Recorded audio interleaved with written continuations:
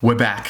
Season 2020 is not officially underway, but I guess when you get the first practice match in after months and months of, pre-season conversations and off-season and open training reports and whatnot, it was such a relief to be seeing the boys putting all their training in action against a real opponent.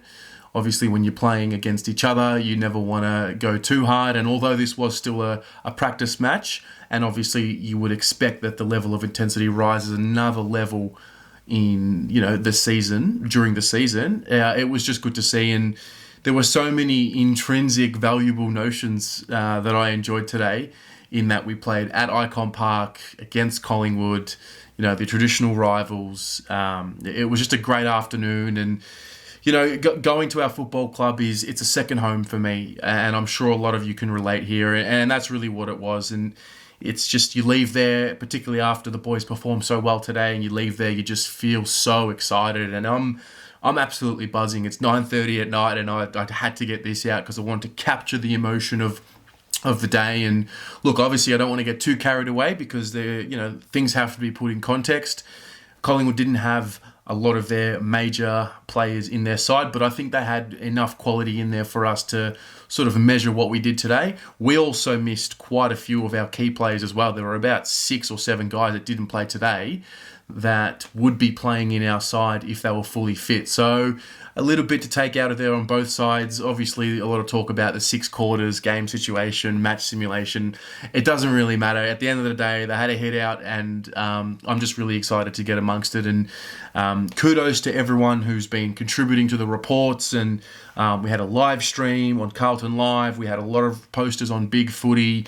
A lot of people in the Facebook groups. It's actually just so good to see everyone contributing with their opinion and what they saw. And I just love where the landscape of footy fan media is going, and I'm just excited to see where this all takes us. But let's talk about the actual match today. A lot of standouts for different reasons. I've got a bunch of highlights here. You would have already seen the highlights video from the match, which I put together, all the raw footage. And if you haven't, well, there will be a link to that in the description below. But yeah, basically, the match started pretty. I felt like it was a lot in Collingwood's favour early on, and we were sort of weathering the storm, so to speak. And I felt like once we got going and kicked our first goal, then the momentum started swinging. But some of the standouts early in this first period for me, and you'll see them here, guys like Tom Williamson, who really, he just announced himself sort of to the fans and whatnot. And, we just spoke about him the other day, about how he's potentially going to be the replacement for Simo moving forward. And he put his best foot forward today. He had a great don't argue stiff arm against, I'm not sure who it was. I unfortunately didn't get it on tape, but I did see it in real time. So that was good to see. We speak about his ability to take the game on, use his aggression, use that left peg, hit up a long kick, even a short kick, and he was excellent today. I thought Will Setterfield was just great today. So he started on a wing in that first quarter, and his disposal was clean. It was good in sort of in the contest. And there were moments there where I was thinking, I don't know about him on a wing. I want to see him there at the coalface. And he just worked his way into it. As you can see here, Cripps and Setterfield and Walsh, the way that they link up, it was a real delight to see. And, it's these passages of play in the contest which do translate to round one. And, regardless of who's there, because, that Collingwood had, some of their better midfielders there at this period, Taylor Adams and Scott Pendlebury and Still Sidebottom were there. So, yeah, that was good to see from Setterfield.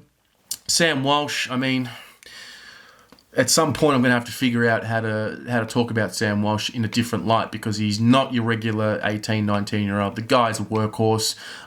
Everywhere he was put today, he made it work. He went half forward at certain stages, and he just made it work. He just finds a way to get to where the ball is going to be. He's got that football nous, that I guess it's a footy IQ. Combine that with his hard work, and you can tell why he was put into the leadership group. No questions about that there. Nothing, no worries about that for me. I thought Eddie Betts today, we'll touch on him. Now, he kicked 2 fabulous goals today, particularly in that first period, which you'll see here. They were back to back. And, Eddie does what Eddie does. He gets the ball.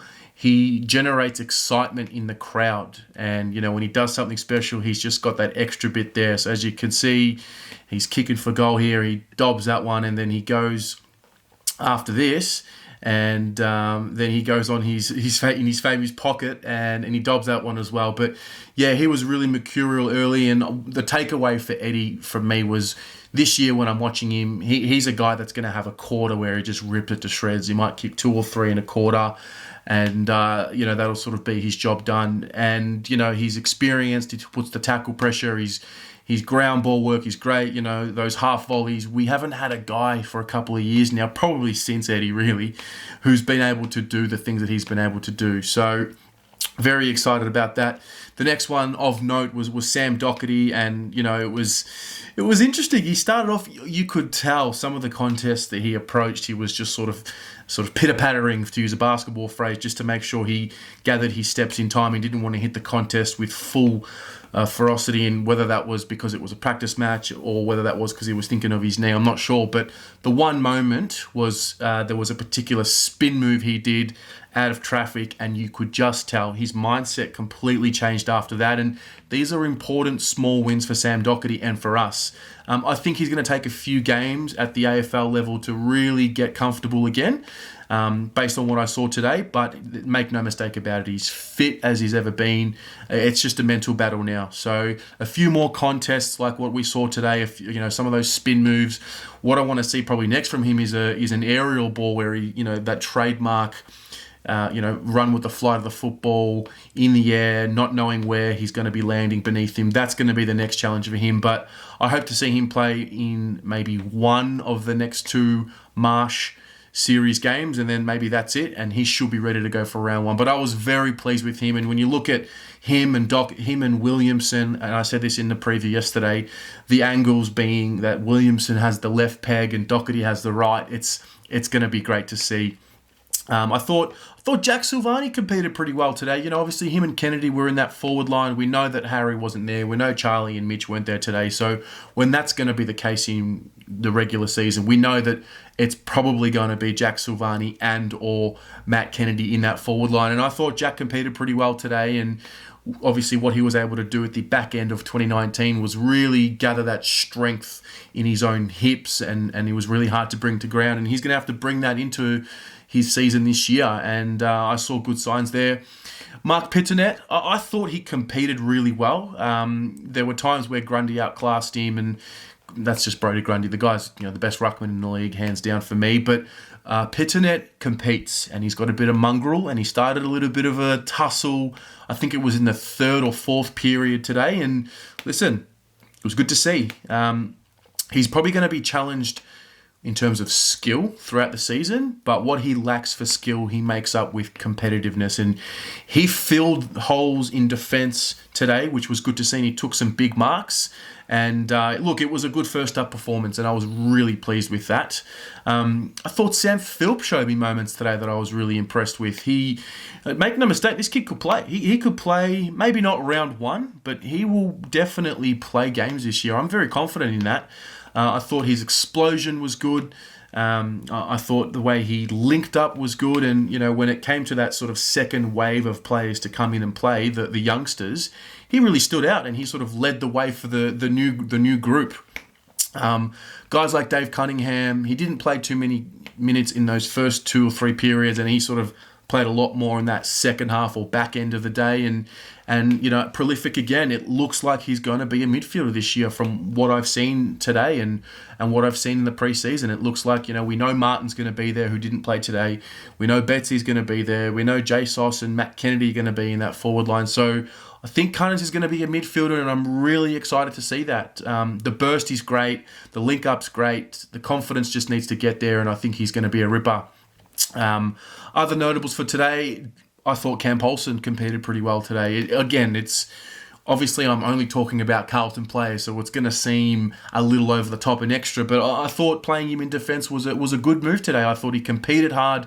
Obviously, the ball comes to him, and all he's got to do is focus on winning his one-on-one contest, and I thought he did that for the most part today, and it was to the point where I'm bringing him up in a video. So the guys I'm talking about today are the ones that caught my eye for various reasons, and I really thought Cam Paulson did that today. So kudos to him. And, is he going to be playing too many games? Well, at this stage, we probably don't think so. But again, it was one of those situations where, Liam Jones was able to turn his career around, so to speak. So who knows? Maybe Cam Paulson can do the same. Lockie O'Brien had a great moment today. He came on, I think it was the start of the third period, and he kicked a goal within 30 seconds of being on, thanks to a nice crumb from Eddie Betts, and he passed it over to him. And it was a great finish on that left peg. And the symbolism of that moment for me was that, Lockie O'Brien was able to have the running power to get to that right spot. And, those are two key elements to his improvement. A, the running power, and B, the ability to read where to be and when to be there. And he was rewarded, I guess, with the third element being the finish from a tight angle on his left foot. So I'm excited to see what he's going to bring. I thought Patti Dow competed pretty well as well. Same draft class. And, I can go on and on. I'm not going to go through everybody in the list. But again, the guys that I'm talking about today are guys that really stood out for me. I've been pretty big on Josh Honey this preseason, and he added another layer of that today. He's just got the funk and the spunk, and he's got it in his hips. He's got it in his hips, the way he moves, and he's got the creativity, and it's really good to see. I guess in terms of the intensity of the day overall, well, I think it was there for the first 2 to 3 periods, and then it probably dropped off in that second, third, and obviously there's reasons for that. We had the youngsters come on, the Ben Silvanis, the Matt Owies, the Finbar O'Dwyers, the Matt Cottrells, etc. And so naturally Collingwood did pretty much get the ascendancy after that. They kept Grundy in, they kept Sidebottom, and they kept Pendlebury in there. And I guess on another note, even though it's not Carlton related, but Pendlebury looked good sort of behind the ball as well. And I wonder if that's going to be a role that they utilise him for moving forward, sort of that Luke Hodge quarterback type, because he's obviously a very classy guy. But yeah, look, a few more players that stood out for me. I thought Mark Murphy usually stands out as well, and he's just class. And you could tell when the contest was hot early on, he was really standing out there, and it was a pleasure to see. I thought Tom de Koning competed pretty well today, and the big thing was I really wanted to see him get some reps up today against Brodie Grundy, and I thought he competed pretty well. He's still got a frame that can be pushed around, and he saw himself getting pushed around, obviously with Grundy, but also with Mason Cox. But I thought as the game went on, he got better, and what I loved seeing from him was the ability to take a mark inside 50. There was a passage of play which I didn't get on film, but there was a passage of play where he took a mark sort of on the 50-metre line, kicked it inboard, and then ran to the goal square and took another mark in the goal square and was rewarded with the goal. So that was pleasing to see from Tom. I've definitely forgotten one, but I'll save the best till last. Levi Casbolt. How good was he today? The presence up forward. He is an underrated player in terms of how important he is for us at this very point in time. Harry's not in full training. Mitch, it seems like he's getting closer. Charlie's obviously not there at all. So Levi is a very important piece in our forward line because he allows guys like Eddie Betts to do his work, Jack Martin when he comes in to do his work, and even, Jay Sauce and Matt Kennedy just to sort of structure up our forward line. So well done to him. He kicked straight, he marked well, he presented well, and I was just happy for him. I think overall it was a great day. Again, you go to Ikon Park, you can't leave there unhappy. That's just the way it is, even if we lose. It's our second home. It's a very special place, and well done to the club for putting it on. I would have liked the club to have just organised a stream. I don't know what the problem is. I don't understand what the issue is. It's just a little interesting that the club don't put this on. Even from a commercial point of view, even if you charge a couple of bucks for access to cover the costs, I don't know. But again, it's one of those things where I'm not on the inside, so I don't know the reasoning behind it. But perhaps that's a little bit of feedback for us moving forward.